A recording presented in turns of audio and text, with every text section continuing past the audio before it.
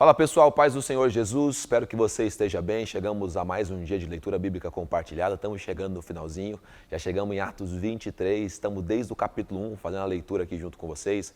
Espero que você esteja sendo edificado, abençoado e perseverante, tá certo? 28 dias, precisamos perseverar, é um tempo curto, eu entendo, eu acho que é um tempo curto.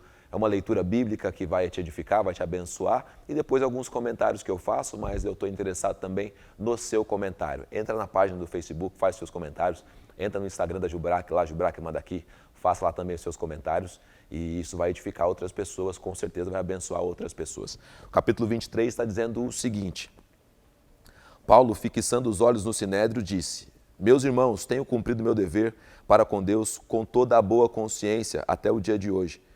Diante disso, o sumo sacerdote Ananias deu ordem aos que estavam perto de Paulo para que lhe batessem na boca. Então Paulo lhe disse: Deus te ferirá, parede branqueada. Estás aí sentado para me julgar conforme a lei, mas contra a lei me mandas ferir?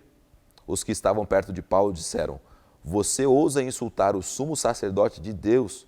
Paulo respondeu: Irmãos, eu não sabia que ele era o sumo sacerdote, pois está escrito: Não fale mal de uma autoridade do seu povo.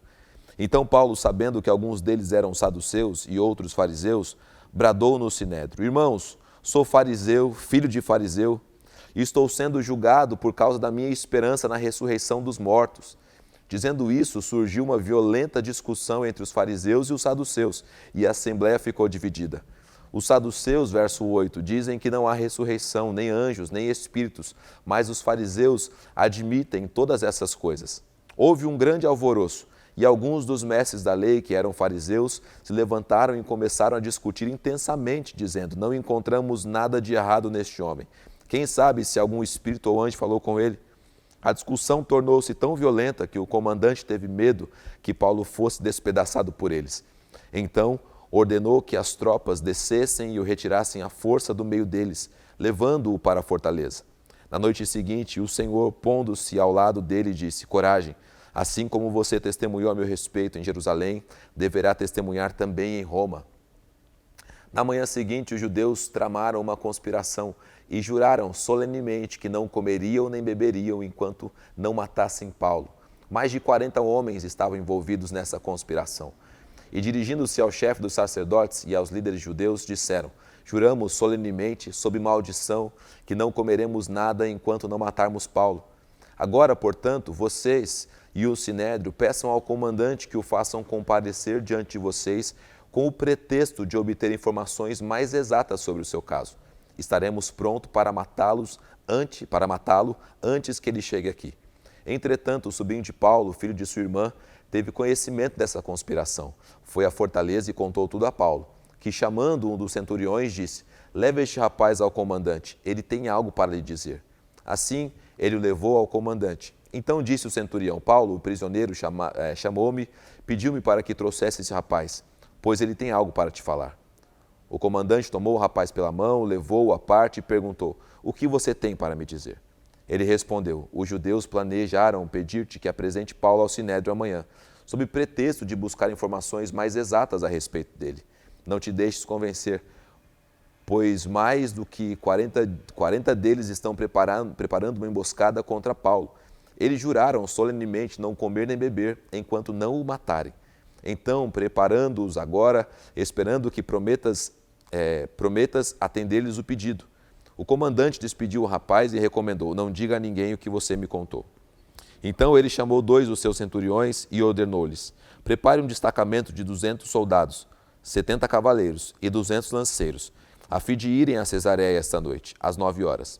Providenciem montarias para Paulo e levem-no em segurança ao governador Félix. O comandante escreveu uma carta nesses termos: Cláudio Lisias, ao excelentíssimo governador Félix, saudações. Este homem foi preso pelos judeus que estavam prestes a matá-lo, quando eu, chegando com minhas tropas, o resgatei, pois soube que era cidadão romano. Querendo saber por que o estavam acusando, levei-o ao sinédrio deles. Descobri que ele estava sendo acusado em questões acerca da lei deles, mas não havia contra ele nenhuma acusação que merecesse morte ou prisão. Quando fui informado de que estava sendo preparada uma cilada contra ele, enviei-o imediatamente a Vossa Excelência. Também ordenei que os seus acusadores apresentassem a vossa excelência aquilo que tem contra ele. Os soldados, cumprindo o seu dever, levaram Paulo durante a noite e chegaram a Antipátride. No dia seguinte, deixaram a cavalaria prosseguir com ele e voltaram para a fortaleza. Quando a cavalaria chegou a Cesareia, deu a carta ao governador e lhe entregou Paulo. O governador leu a carta e perguntou de que província ele era. Informado que era da Cilícia, disse: ouvirei seu caso quando os seus acusadores chegarem aqui. Então ordenou que Paulo fosse mantido sob custódia no palácio de Herodes. E esse é o registro do capítulo 23. Paulo já está se encaminhando a Roma, ele está sofrendo a perseguição dos judeus muito forte ainda, mas uma coisa interessante é que Paulo, por ser um conhecedor do judaísmo, das seitas judaicas, um seguidor das divisões do judaísmo, ele, no meio dessa discussão, ele percebe que ali, nas pessoas que estavam acusando, existiam fariseus e também saduceus, e que as convicções desse grupo eram diferentes. Paulo levanta um ponto ali, dizendo que sobre a ressurreição, e uma discussão se acende ali entre eles. E por conta daquilo que Paulo disse, os fariseus passam a defender Paulo, alguns deles. Você percebe aqui nos versículos iniciais que eles dizem: olha, eu não tenho nada contra esse rapaz. Eu não tenho nada contra ele, porque ele está defendendo uma linha do farisaísmo, indo contra uma linha dos saduceus. Isso é uma coisa muito interessante aqui nesse ponto. Uma outra coisa interessante aqui é como Deus age para proteger os seus. Os judeus estão tramando algo ali muito sério, eles estão sob efeito de juramento, dizendo que não vão comer nem beber enquanto não matarem Paulo. Sob efeito de maldição. O texto diz aqui, que cai a maldição sobre nós se nós não matarmos Paulo. Mas no meio dessa trama, o sobrinho de Paulo fica sabendo daquilo. Eu fico me perguntando muitas vezes qual seria a probabilidade natural de um sobrinho de Paulo, alguém que amava Paulo, gostava de Paulo, tinha um vínculo com Paulo, estar no meio dessas pessoas aqui.